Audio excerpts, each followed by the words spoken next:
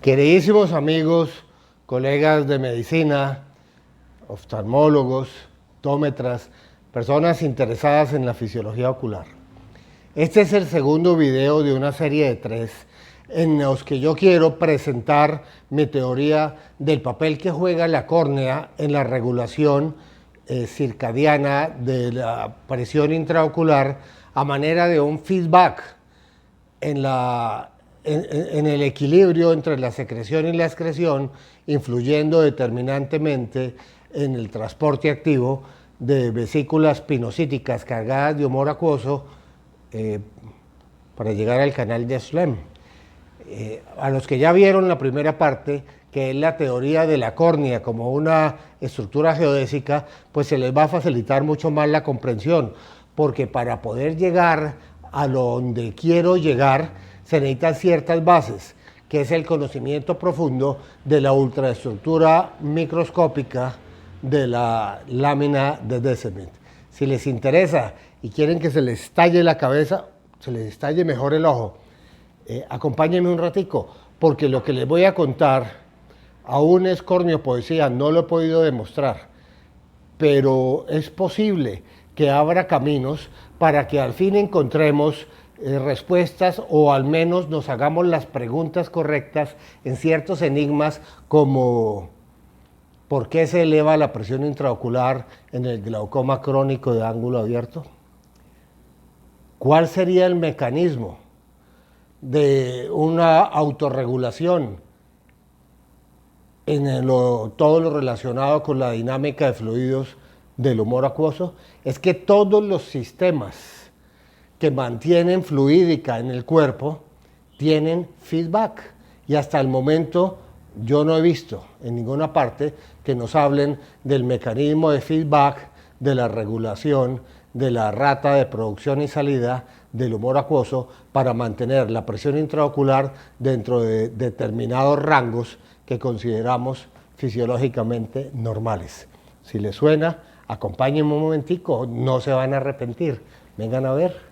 Para quienes no me conocen, yo soy Álvaro Germán Niño Rivero, un médico cirujano egresado de la Universidad Industrial de Santander, especialista en oftalmología de la Escuela Colombiana de Medicina en el Hospital Regional Simón Bolívar, hoy Universidad del Bosque. Y esto fue algo que se me ocurrió siendo residente de oftalmología y me fue aceptado como trabajo de promoción de segundo a tercer año de residencia. Es el papel que debe jugar la lámina de Descemet en la regulación de la presión intraocular. La lámina de Descemet de la córnea es una estructura geodésica, y esto ya lo vimos en el primero de los videos de esta serie que lleva ese nombre, la córnea, una estructura geodésica, y lo remito a él si no lo han visto. Y básicamente tiene que ver con las observaciones que hizo un sueco, el doctor Kristik, hace ya varios años, hacia 1972, de la ultramicroscopía electrónica por difracción de rayos X de las estructuras de la córnea, entre las cuales le llamó poderosamente la atención la lámina de Descemet por ser demasiado compleja para la función que se le tenía asignada. Y en ese mismo libro de histología de donde se cita esto, porque originalmente se publicó en alemán y luego se tradujo al inglés, dice: si lo observado no nos da una idea de la función, es que hemos observado mal. Y lo observado es que es una lámina basal 2,5 veces a 3, porque con la edad se incrementa su espesor, que el mesotelio plano monocapa que lo secreta. Es lógico y económicamente favorable que una lámina basal de un mesotelio simple plano sea varias veces más gruesa que él mismo. Es lógico que esa lámina basal sea tan resistente y compleja.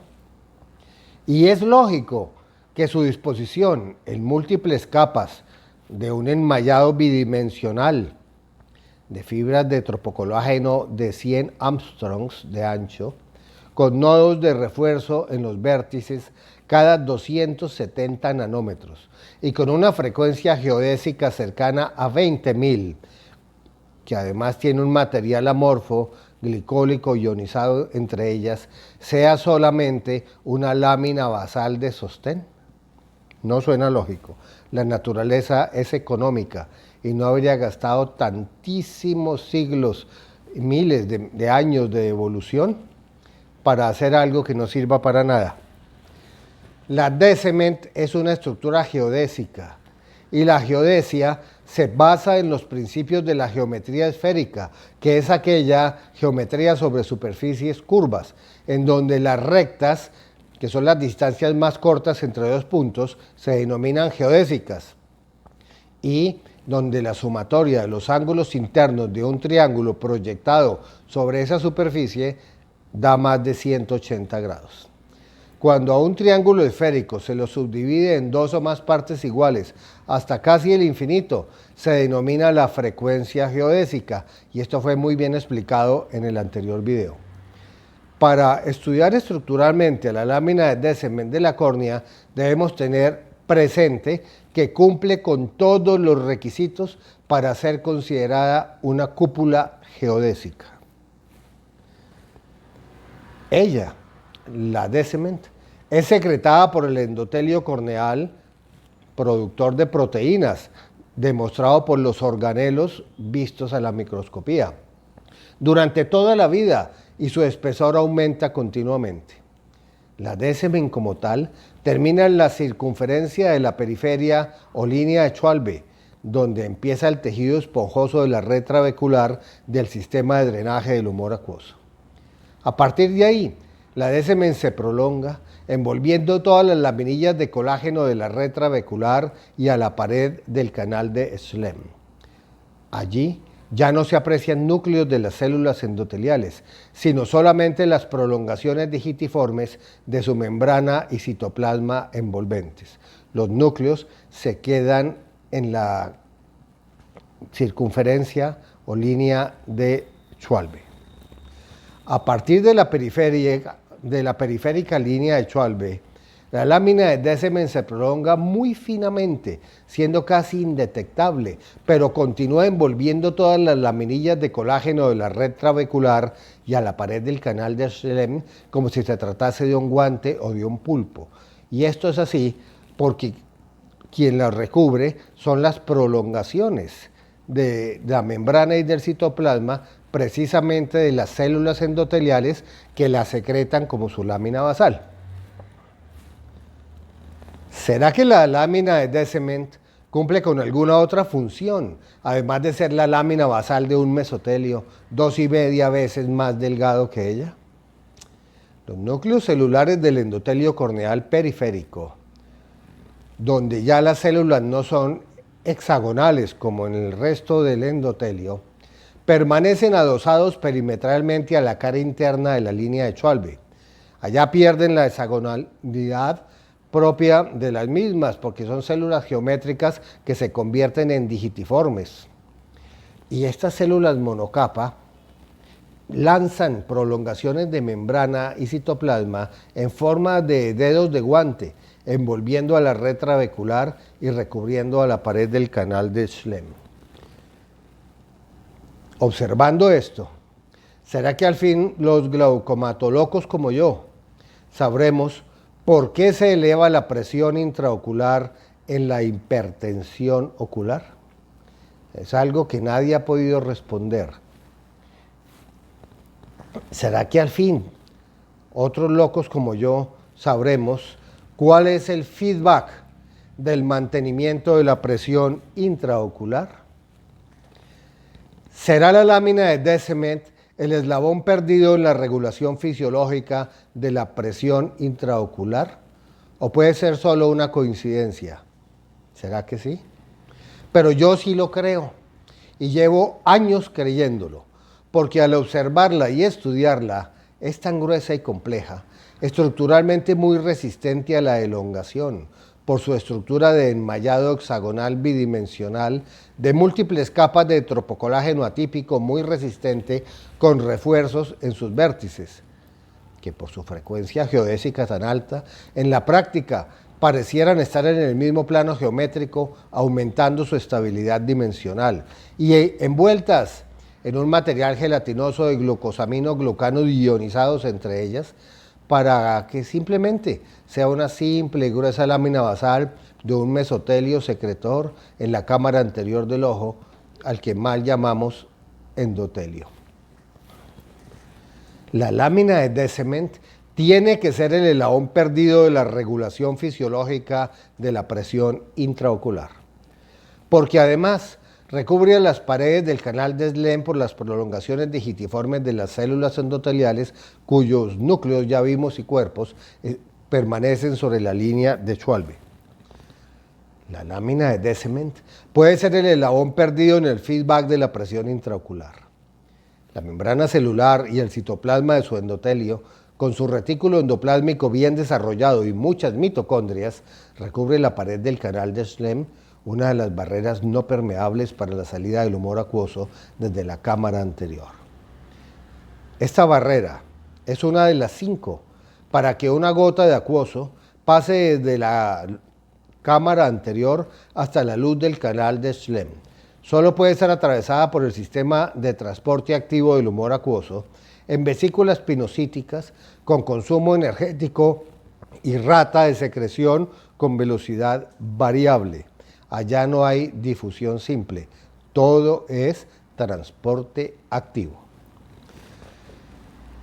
Todos los sistemas secretorios del organismo tienen un feedback, pero ¿cuál es y dónde se ubica el de la salida del humor acuoso?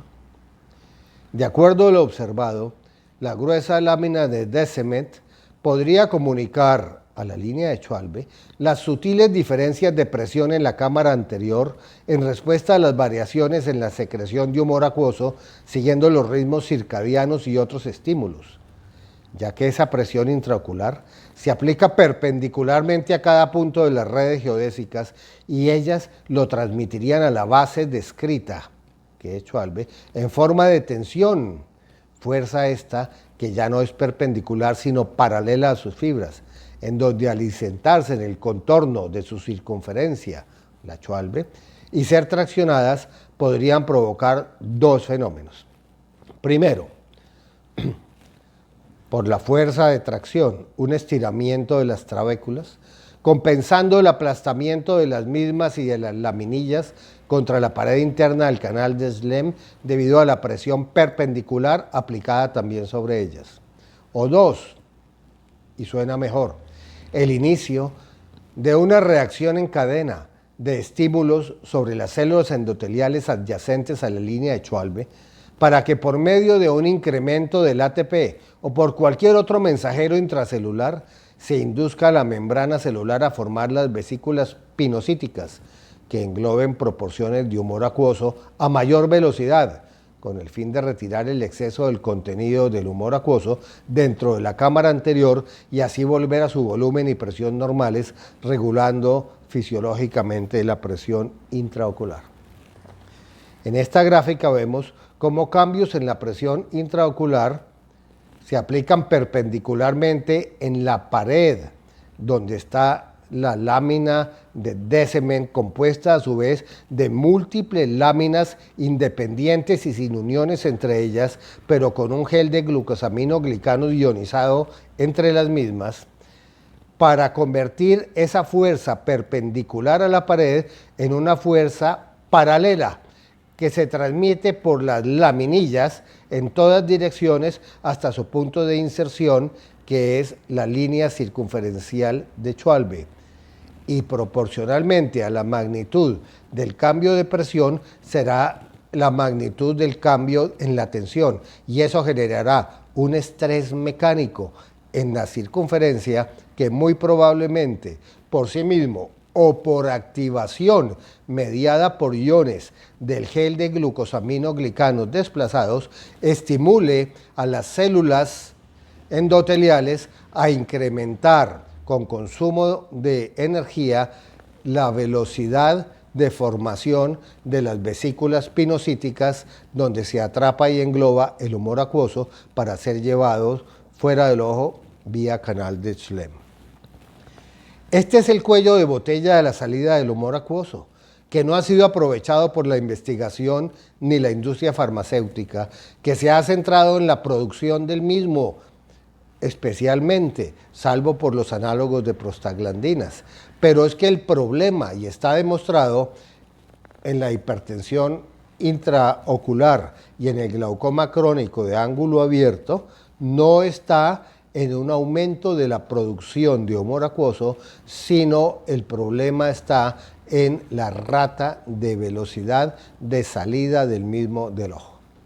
Entonces, la tracción de su base sobre la línea de Schlemm, que es donde comienza la red trabecular y donde quedan los núcleos de las células ganglionares, cuyas prolongaciones digitiformes recubren esas laminillas, pero también la cara hacia la cámara anterior del humor acuoso, pues da mucho que pensar y por ahí tiene que ser. La teoría de que la lámina de Descement es el feedback de la rata de salida del humor acuoso dice: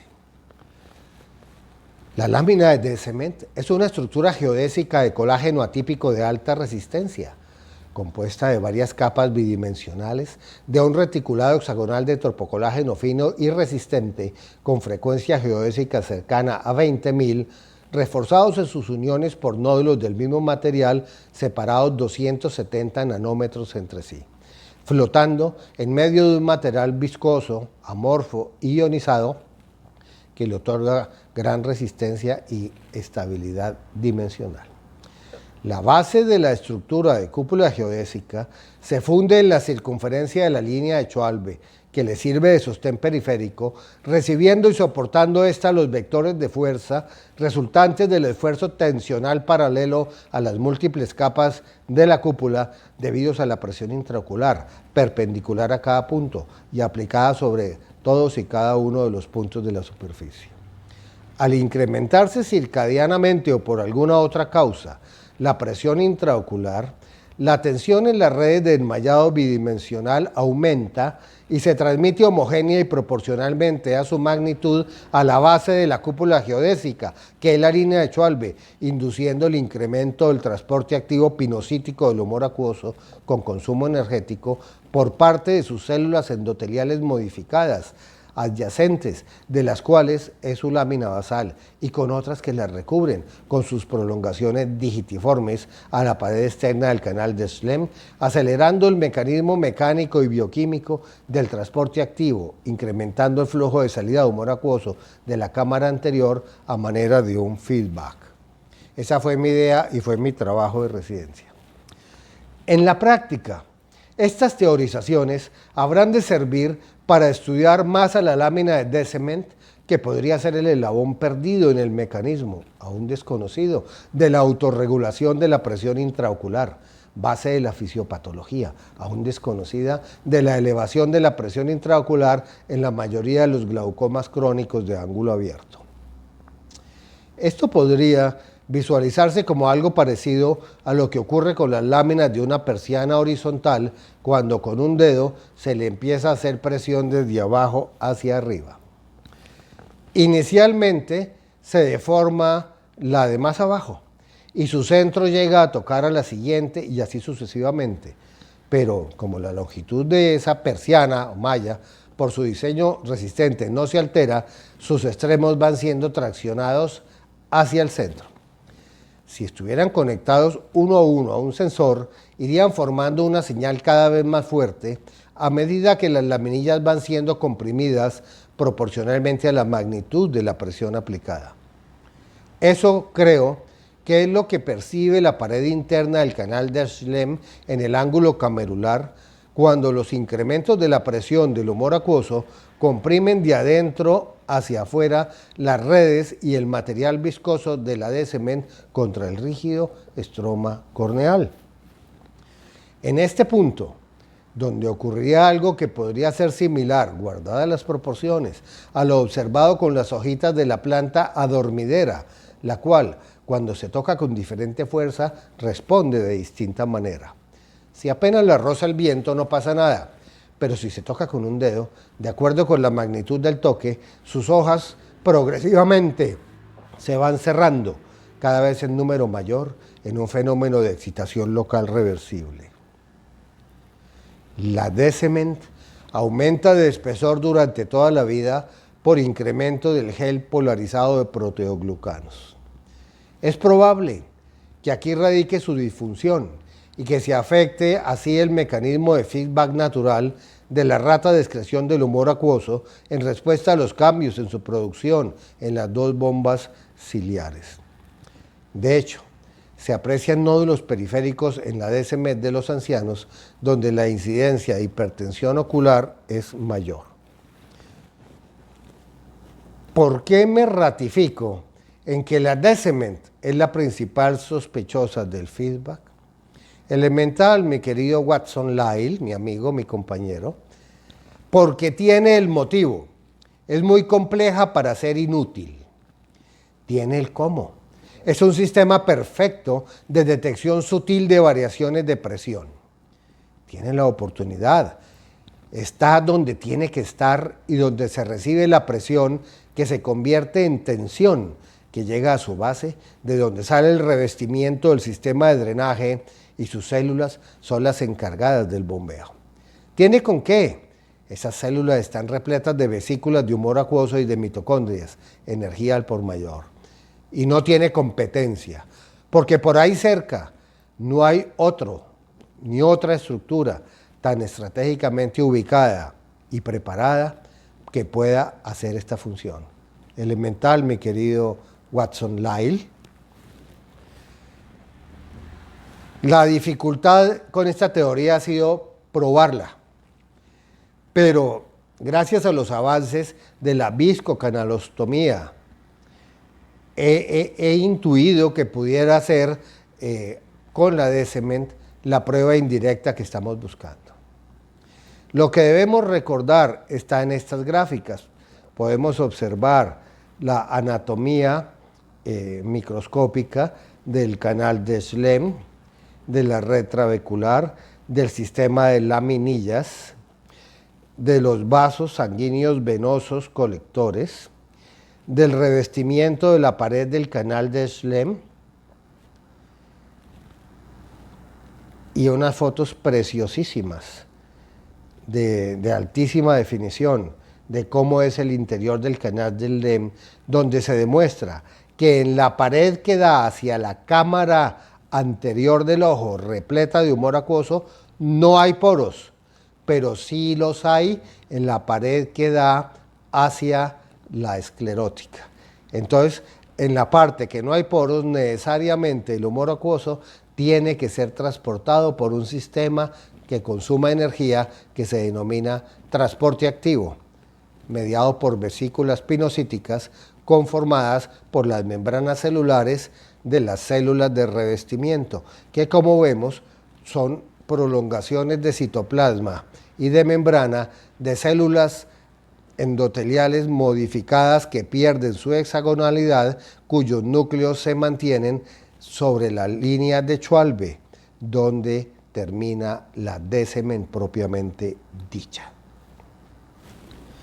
Viscocanalostomía ave externo y la lámina de D-cement. La anatomía del sistema de drenaje del humor acuoso es asombrosa y su fisiología más aún. Un canal con dos sistemas de drenaje. Cara interna de 5 capas, de las cuales 4 no son permeables al humor acuoso, que debe pasar por transporte activo. Cara externa fenestrada, con múltiples poros que van a los conductos colectores con difusión libre. Viscocanalostomía ave externo con sutura de tensión del canal de Schlemm y la lámina de D-cement.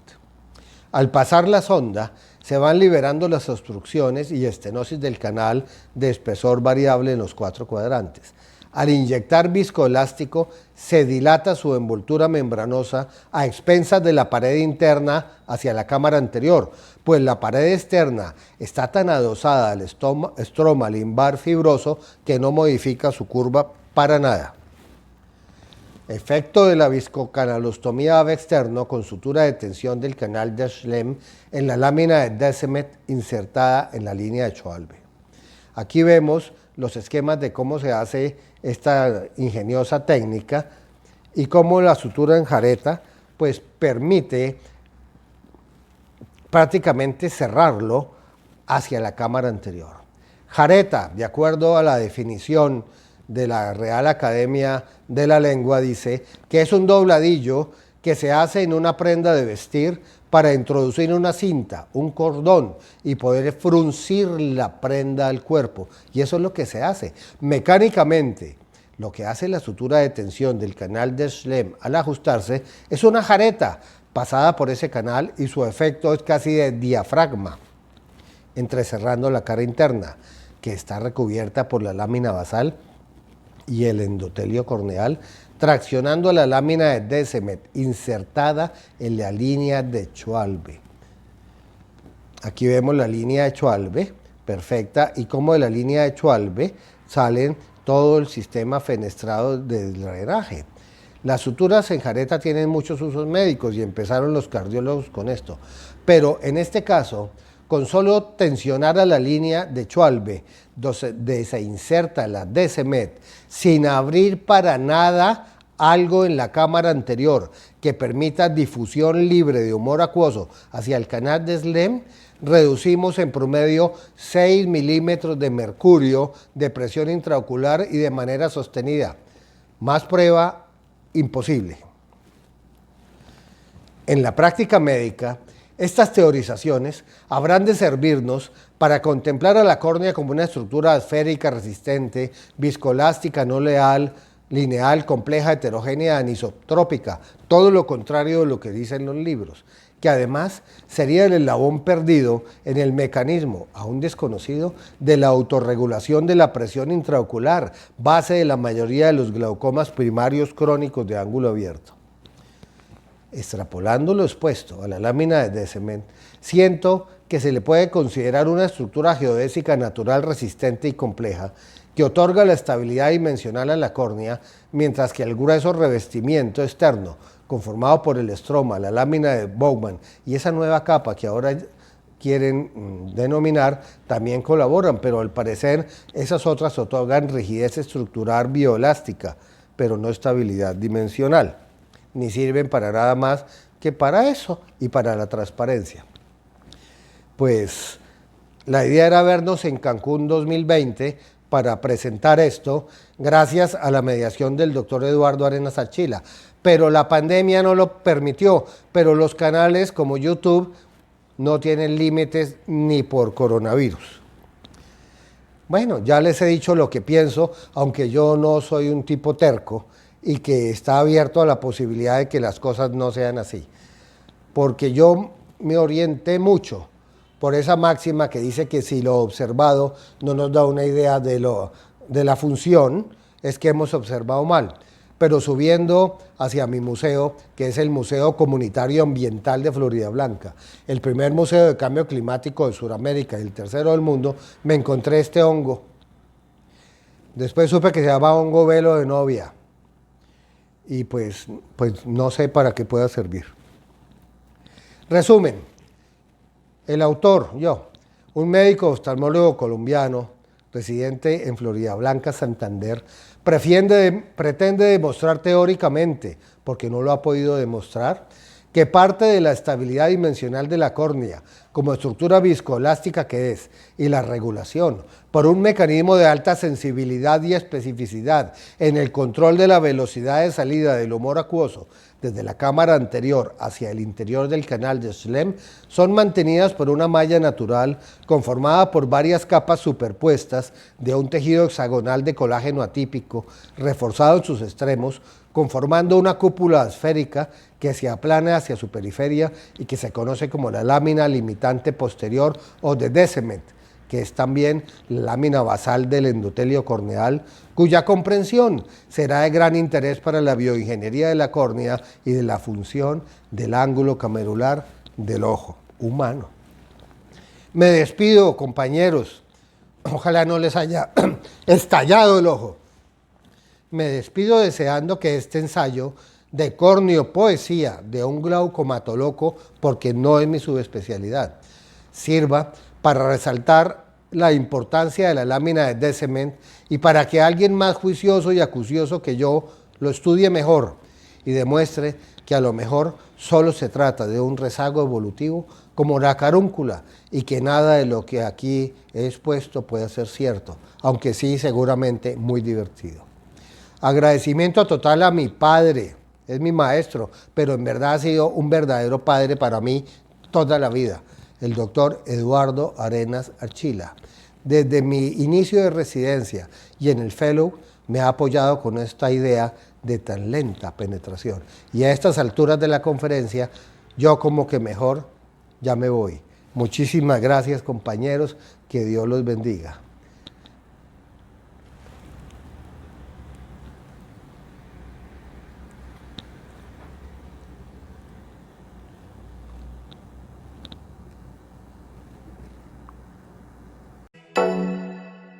Oh.